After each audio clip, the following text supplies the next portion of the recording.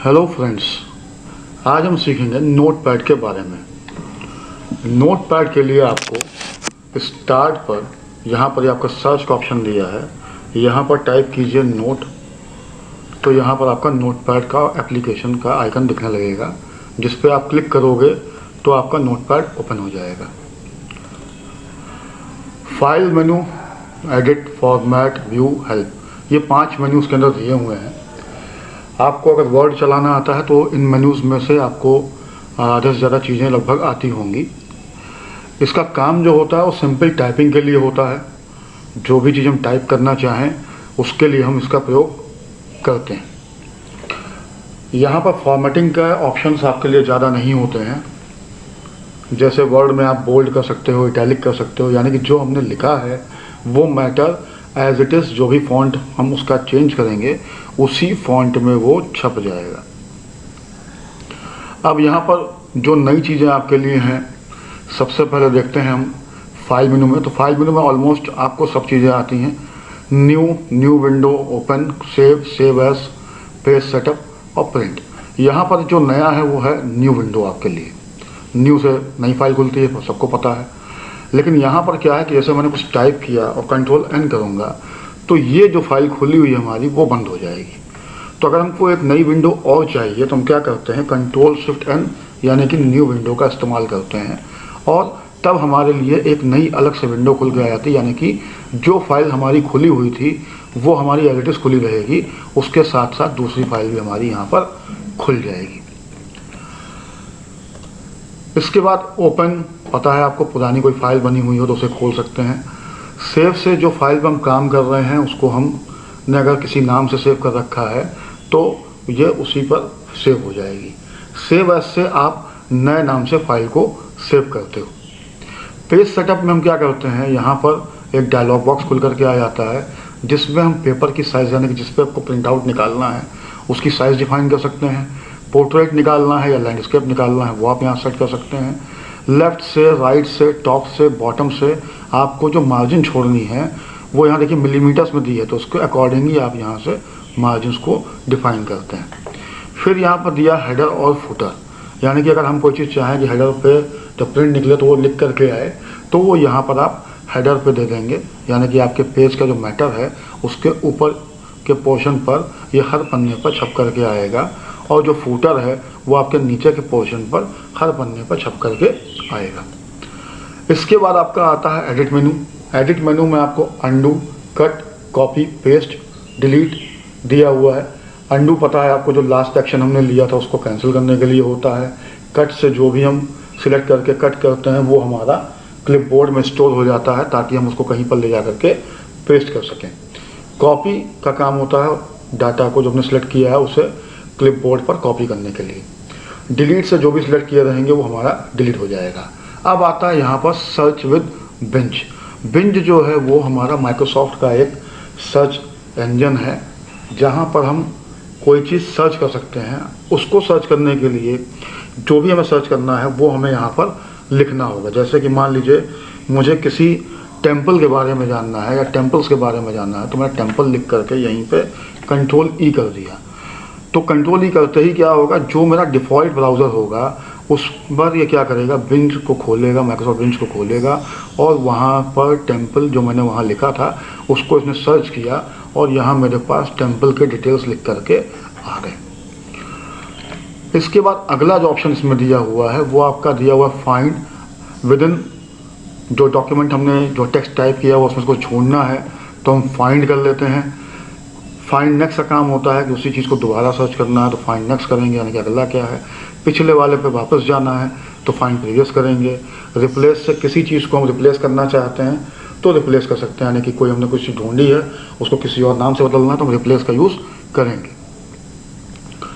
इसके बाद यहाँ पर आपका गो टू दिया हुआ है, पर्टिकुलर किसी उस पर जाने के लिए आप गो टू का यूज़ कर सकते हो। अब जैसे यहाँ पर मैं इसी मैटर को कॉपी पेस्ट कर लेता हूँ, एक आध लाइन टाइप कर लेता हूँ।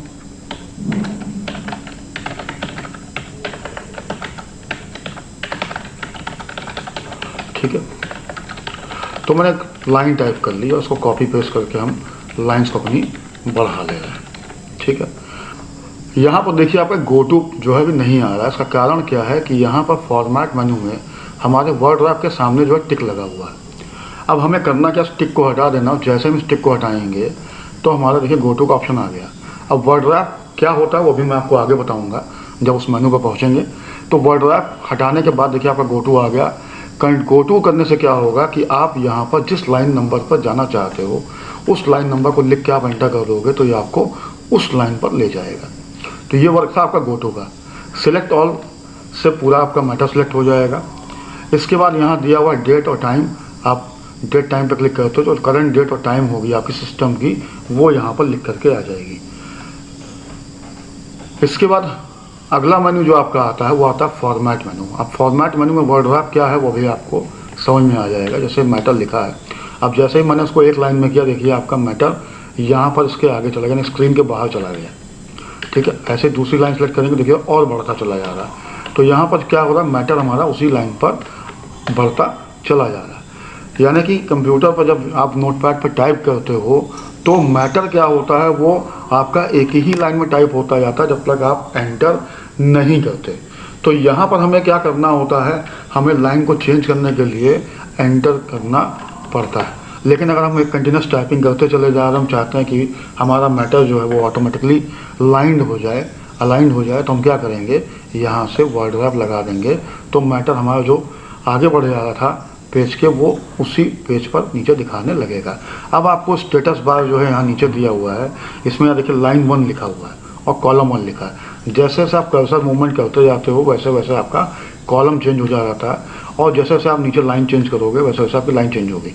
अब यहाँ देखिए ये लाइन आप वैसे काउंट करोगे तो 1 2 3 4 5 हो रही है, बट चूँकि ये पूरा का पूरा सेंटेंस जो है एक ही लाइन में लिखा है जो कि हमारी लाइन 3 है, तो इसलिए ये आपका सेंटेंस जो है उस पर जब कर्सर ले जा रहे हैं तो हमको लाइन 3 शो कर रहा है, और जैसे ही आगे बढ़ते हैं तो वहाँ पर लाइन 4 आपको ये शो करने लगता है। तो ये था वर्ड ड्राइव इसमें आपका। अब आपका आता है फॉन्ट। फॉन्ट में यहाँ पर क्या, मैंने पहले ही बताया आपको इस वीडियो में कि यहाँ पर फॉर्मेटिंग जो है वो नहीं होती है, बट फॉन्ट है। तो फॉन्ट का काम क्या है कि आप जो भी फॉन्ट में अपने विजुलाइज करना चाहो, देखना चाहो या प्रिंट निकालना चाहो तो यहाँ से आप फॉन्ट को देख सकते हो, साइज कर सकते हो और बोल्ड वगैरह या रेगुलर कर सकते हो। लेकिन इसके अलावा जो और चीज़ें हमारे पास होती हैं वो नहीं आपको इसमें मिलेंगी। अगर फॉन्ट के अंदर वो ऑप्शन है बोल्ड का, इटैलिक का, तो ही आपको यहाँ पर मिलेगा, वरना वो चीज़ आपकी नहीं आएगी। ठीक है, और छपने पे जब जाएगा, नहीं प्रिंटिंग पे जब जाएगा तो भी आपका उसी तरीके से जाएगा जिस तरीके से आपने फॉन्ट अपना चूज़ किया होगा। अब यहाँ पर हमने क्रिस्टियन ले रखा था, हम एरियल टाइप करके एरियल लगा देंगे तो ये नॉर्मल फॉन्ट हमारा एरियल ले लिया, साइज 16 ले लिया। अब एरियल में देखिए कई सारे ऑप्शंस आपके सामने आ रहे हैं, तो जो भी आपको चूज़ करना है, बट यहाँ पर फॉर्मेटिंग नहीं हो सकती, यानी कि सारा का सारा मैटर हमारा एक ही तरीके से हमको यहाँ पर दिखाई पड़ेगा। पूरे डॉक्यूमेंट का मैटर देखिए आपका एक तरीके का हो गया। तो ये था हमारा आपका फॉर्मेट मेनू के अंदर फॉन्ट। अब आपका व्यू का ऑप्शन आता है, व्यू में आपका जूम आता है। अगर आप स्टेटस बार नहीं देखना चाहते हो तो यहाँ पर देखिए टिक लगा स्टेटस बार का, हटा देंगे तो नीचे स्टेटस बार तो गायब हो जाएगा, क्लिक करेंगे आ जाएगा। जूम में 3 ऑप्शंस आपको दिए रहते हैं, एक जूम इन है, दूसरा जूम आउट है और तीसरा जूम टू डिफ़ॉल्ट है। यानी कि अगर हम कंट्रोल प्लस करते जाएंगे तो ये बड़ा होता जाएगा, माइनस करते जाएंगे तो छोटा होता जाएगा, और कंट्रोल 0 करेंगे तो जैसे 100% शो करता है वैसे आपको शो करेगा। यहाँ पर आप देख सकते हो कितने परसेंटेज में आपकी स्क्रीन अभी करंट टाइम में आ रही है। तो होप ये वीडियो आपको समझ में आया होगा। चैनल को लाइक, कमेंट, सब्सक्राइब जरूर कीजिए। Thank you.